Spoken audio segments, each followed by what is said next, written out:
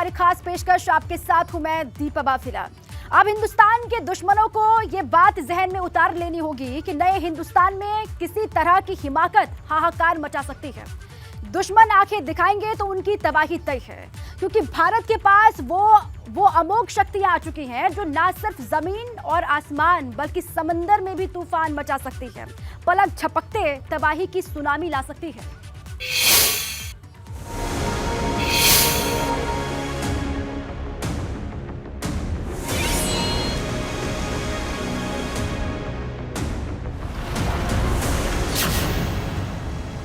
समंदर में साइलेंट शिकारी।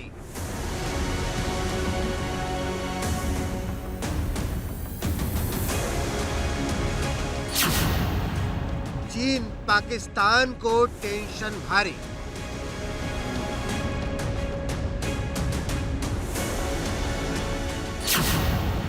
सागर में हिंदुस्तानी सिकंदर सीना चीरकर होगा प्रहार।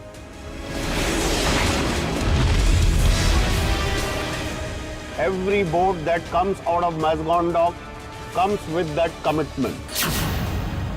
वीर वागीर का जय घोष, नौसेना में जोश।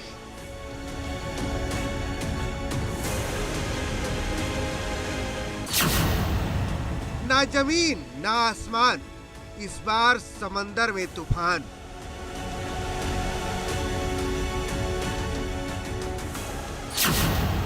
वागीर मतलब भारत का महावीर।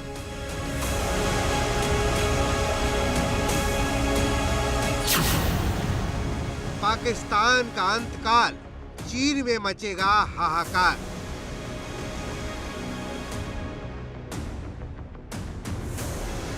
ये हमारा इलाका है और इंडियन ओशन रीजन में जो बिगेस्ट रेजिडेंट नेवल पावर है वो इंडियन नेवी का है। महाशक्ति का नया अवतार, देश के दुश्मनों पर घातक वार।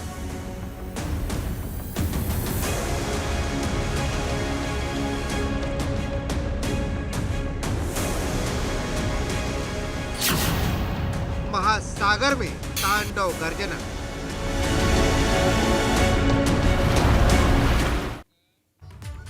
पांच दिन पहले हिंदुस्तान की नौसेना को वागीर नाम का वो महावीर मिला है जो दुश्मनों के लिए सीधा महाकाल है। नौसेना को ऐसा अस्त्र मिल चुका है जिसका निशाना कभी चूकता नहीं है। वागीर के जय घोष के बाद नौसेना का जोश हाई है।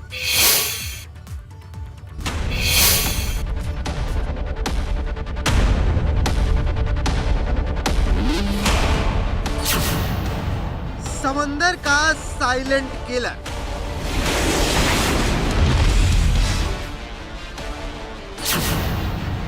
भारतीय नौसेना का नया शूरवीर।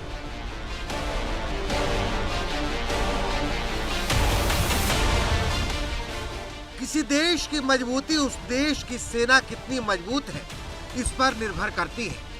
इसलिए भारतीय सेना आए दिन खुद को और ताकतवर बनाने पर काम कर रही है। इसी के मद्देनजर भारत ने बड़ी सामरिक ताकत हासिल कर ली है।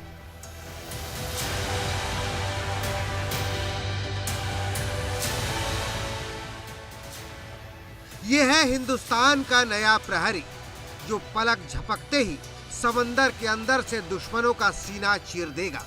भारतीय नौसेना को साइलेंट किलर सैंड शार्क मिल चुकी है।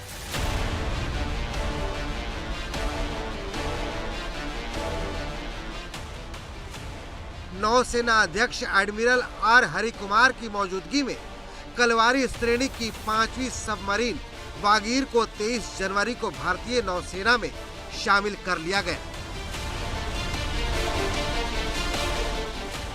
कलवारी श्रेणी की 4 पनडुब्बियों को पहले ही भारतीय नौसेना में शामिल किया जा चुका है। अब सबमरीन वागीर के आने से भारतीय नौसेना समुद्र के अंदर और मजबूत हो चुकी है।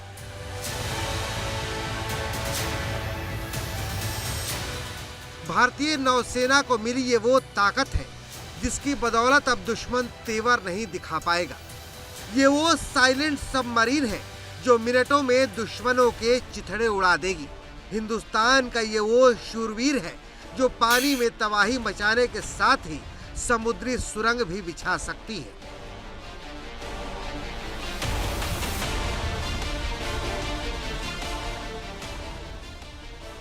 हिंदुस्तान के तरकश में अब ऐसी अमोघ शक्ति आ चुकी है जिसने पाकिस्तान से भी ज्यादा पड़ोसी देश चीन को खौफ में डाल दिया है।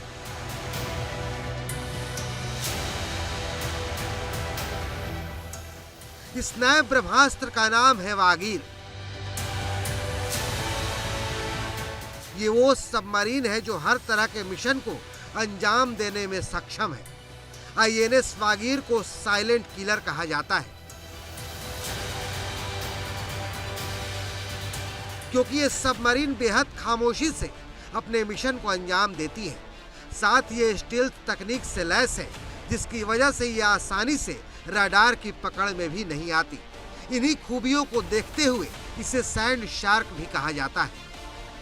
इसकी सबसे बड़ी खासियत है इसका जो आप पिछला सिरा देखेंगे टेल एंड, यहाँ मैग्नेटाइज प्रोपल्शन मोटर लगा हुआ है। इसकी वजह से इस सबमरीन में से आवाज बहुत कम आती है और आवाज कम आने की वजह से ये दुश्मनों के रडार में पकड़ में नहीं आती है और आसानी से अपने मिशन को अंजाम दे सकती है। साथ ही साथ इस सबमरीन के जो आगे का सिरा है उस आगे के सिरे में टॉर्पीडो और मिसाइल तैनात किए जाते हैं। 18 की कैपेसिटी होती है जिसमें टॉर्पीडो या मिसाइल लगाए जा सकते हैं। ये निर्भर करता है कि किस प्रकार के मिशन पर ये पनडुब्बी जा रही है, उसके अनुसार टॉर्पीडो की संख्या या फिर मिसाइल SM-39 को कितनी संख्या में ले जाना है ये तय किया जाता है।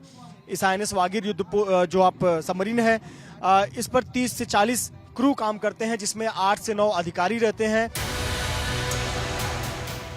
अब हिंद महासागर में चीन की दादागिरी नहीं चलेगी। वागीर चीन के हर चाल चक्रव्यूह को भेदने में माहिर है। इस पनडुब्बी को इस तरह से तैयार किया गया है कि हर मौसम, हर हालात में दुश्मनों के छक्के छुड़ा सकती है। हिंद महासागर में चीन की बढ़ती गतिविधियों के बीच भारतीय नौसेना की ताकत पहले से और मजबूत हो चुकी है। हमला करने के अलावा आईएनएस वागीर सेना का गुप्तचर भी है, मतलब इसके जरिए दुश्मन के खेमे की हर खबर रखी जा सकेगी। मतलब दुश्मन की खुफिया जानकारी भी बेहद आसानी से जुटाया जा सकेगा, जिसकी बदौलत दुश्मन के किसी भी किले को भेदना आसान है। ये बेहद आधुनिक नेविगेशन ट्रैकिंग सिस्टम से लैस है। इसके साथ इसमें कई तरह के हथियारों को भी शामिल किया गया है। आईएनएस वागीर कई प्रकार के मिशन को अंजाम दे सकती है। मसलन ये सतह रोधी युद्ध कर सकती है, पनडुब्बी रोधी युद्ध भी कर सकता है, दुश्मनों की खुफिया जानकारी जुटाने में माहिर है। पाकिस्तान का भी अभी जितने प्लेटफॉर्म्स है उसमें काफ़ी मॉडर्नाइजेशन वगैरह हो रहा है चाइना के हेल्प के साथ। और चाइना के पास भी आपने सही बोला कि काफ़ी सबमरीन्स वगैरह हैं, लेकिन ये है कि वो ऑपरेट करता है साउथ चाइना सी में। ये हमारा इलाका है और इंडियन ओशन रीजन में जो बिगेस्ट रेजिडेंट नेवल पावर है वो इंडियन नेवी का है। आईएनएस वागीर पूरी तरह से भारत में बनी है। दूसरी पनडुब्बियों से वागीर का कोई मुकाबला नहीं है। हर मामले में ये उनसे बेहतर है। किसी भी देश की नौसेना को जिस तरह की जरूरतों और अभियानों को पूरा करना होता है, ये सब देखते हुए इसे तैयार किया गया है।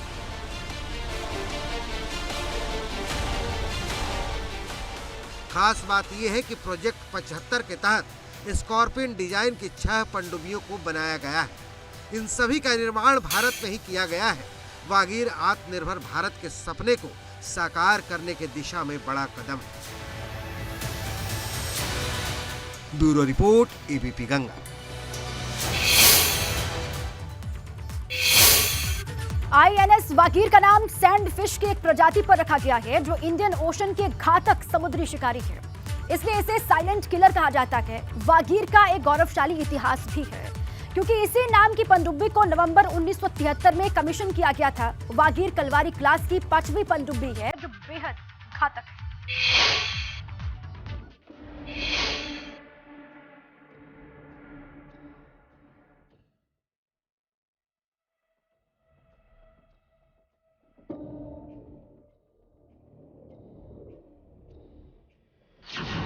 हिंद महासागर में नहीं चलेगी ड्रैगन की दादागिरी।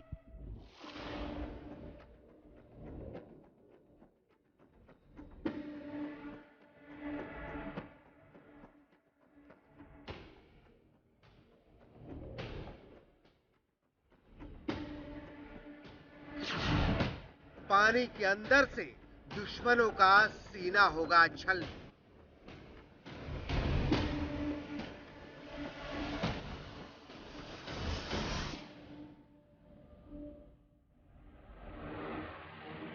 दुश्मनों के लिए हिंदुस्तान का ये वो अस्त्र है जो सेकेंडों में समंदर के अंदर सुरंग बिछाकर दुश्मनों का ताबूत तैयार कर सकता है।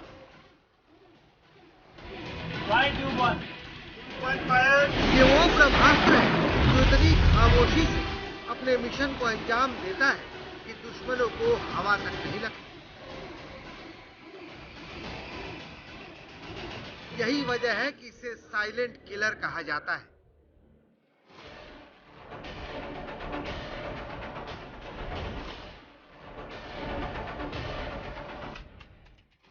इसकी खूबियों को देखते हुए इसे सैंड शार्क का नाम दिया गया है। आईएनएस वागीर को प्रोजेक्ट 75 के तहत बनाया गया है।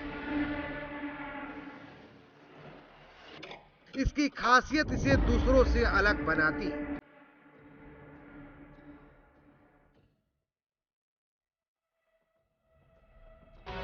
Wagir is no exception. I am certain she will combine the indomitable spirit of old Wagir and latest technology to give her the edge. Vagir पानी के अंदर 30 समुद्री बारूदी सुरंग बिछाने में सक्षम है। पानी की सतह पर इसकी गति 20 किलोमीटर प्रति घंटा होती है, जबकि पानी के अंदर ये 37 किलोमीटर प्रति घंटा की रफ्तार से चलती है। पानी के अंदर ये 1020 किलोमीटर की रेंज तक जा सकती है। वागीर 12,000 किलोमीटर तक चल सकती है। ये 50 दिनों तक पानी के अंदर रह सकती है। अधिकतम 350 फीट की गहराई तक जा सकती है। इसके जरिए एंटी शिप मिसाइल लॉन्च की जा सकती है। कलवारी क्लास की पनडुब्बी पूरी तरह से भारत में बनाई गई है और ये पनडुब्बी दुश्मनों के लिए किसी काल से कम नहीं है।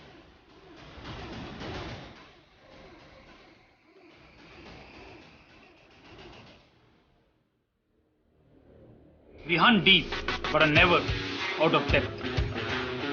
Thanks to our training and camaraderie, we are geared to challenge and conquer adversity. Virtuous, valorous, and vigilant. That's what Wagir is all about.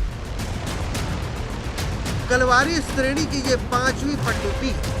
4 पनडुब्बियों को पहले ही भारतीय नौसेना में शामिल किया जा चुका है। इससे पहले वागीर पनडुब्बी को नौसेना में 1973 में शामिल किया गया था। INS Kalwari, INS Karanj, INS वेला और आईएनएस खंडेरी अपनी सेवाएं भारतीय नौसेना को दे रही है और अब आईएनएस वागीर भी नौसेना में शामिल हो चुका है। आईएनएस वागीर भारतीय नौसेना की शान बन गई है। ये कलवरी क्लास की 5वीं पनडुब्बी है। इसके पहले INS Kalvari, INS Khanderi, INS Karanj, INS Vela, ये 4 पनडुब्बी भारतीय नौसेना का हिस्सा बन चुकी है। ये 5वीं पनडुब्बी है, भारतीय नौसेना में शामिल किया गया है। जाहिर है प्रोजेक्ट 75 के तहत कलवारी क्लास की 6 पनडुब्बियां बननी थी, जिसमें 5 भारतीय नौसेना में शामिल हो चुकी। नौसेना की ये ताकत देखकर चीन और पाकिस्तान दोनों के होश उड़े हुए हैं। Bureau report, ABP Ganga.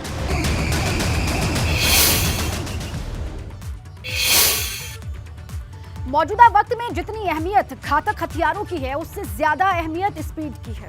Bharat ने उसी दिशा में बड़ी छलांग लगाई है। इसे आप ऐसे समझ सकते हैं कि जो हमला कुछ सेकंडों में हो सकता था, अब वो हमला सेकंड के 100वें हिस्से में संभव है। और इतना ही नहीं, कुछ सेकंड में घातक हमले के साथ साथ भारत ने अपने उस तकनीक में एक और अध्याय जोड़ दिया, जिसके जरिए वो दुश्मन को तलाश करके नेस्तनाबूद कर सकता है।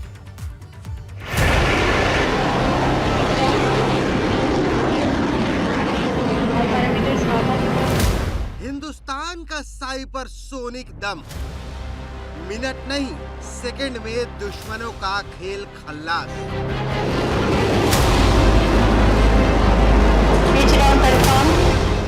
घातक वार आवाज से 5 गुना तेज रफ्तार।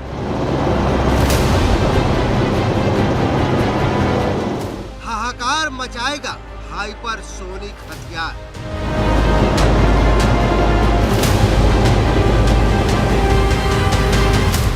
भारत का ये वो हथियार है जिसकी गति आवाज की रफ्तार से 5 गुनी तेज है।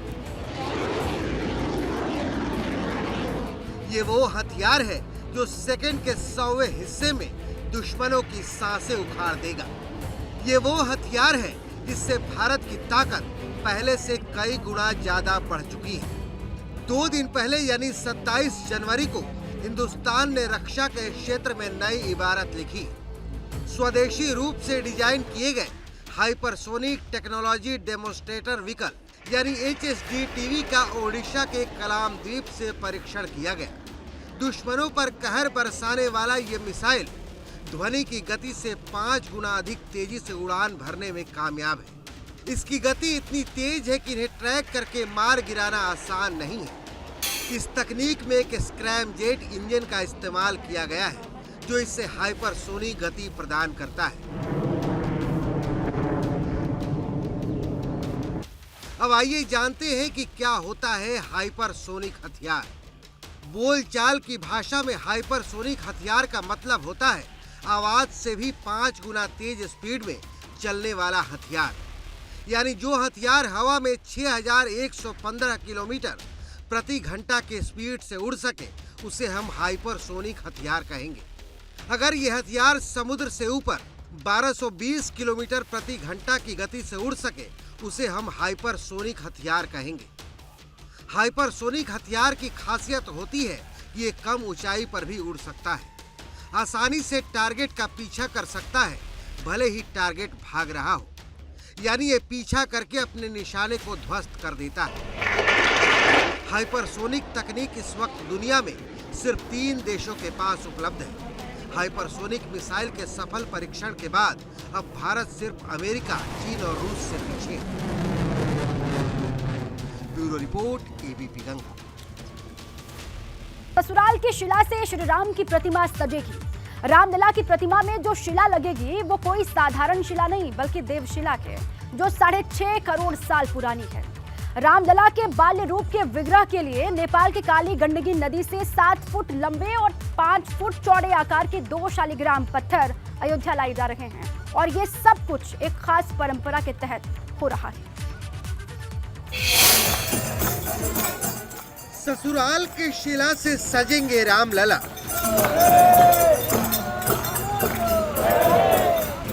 देवशिला से बनेगी रामलला की मूर्ति। ढोल मजीरे के साथ सड़क पर झूमती गाती महिलाएं और पीछे पीछे ट्रक पर शिला शोभा यात्रा। इस ट्रक पर 2 पत्थर लदे हैं जिस पर आस्था के फूल चढ़े हुए हैं।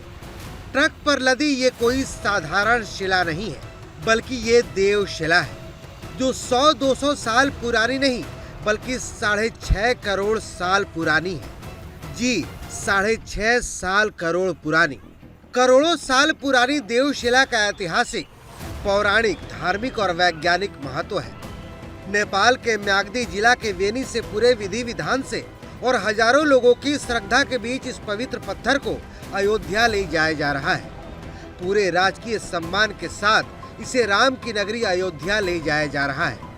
जहां जहां से ये शिला यात्रा गुजर रही है रास्ते भर श्रद्धालु इसके दर्शन का लाभ ले रहे हैं। मिथिला में बेटियों की शादी के बाद भी अगर बेटी के घर में कोई शुभ कार्य हो रहा हो या कोई पर्व त्योहार हो रहा हो तो ऐसी मान्यता है कि मायके से हर पर्व त्योहार और शुभ कार्य में कुछ ना कुछ संदेश किसी न किसी रूप में दिया जाता है। इसी परंपरा के तहत विमलेंद्र निधि ने भारत सरकार के सामने ये इच्छा जताई थी जिसे मान लिया गया और अब ये देवशिला अयोध्या की ओर अग्रसर है।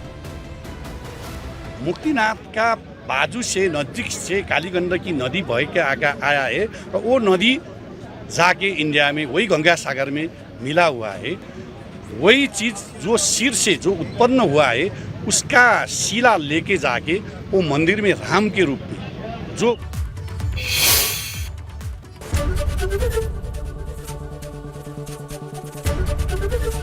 एबीपी गंगा, खबर आपकी, जुबान आपकी।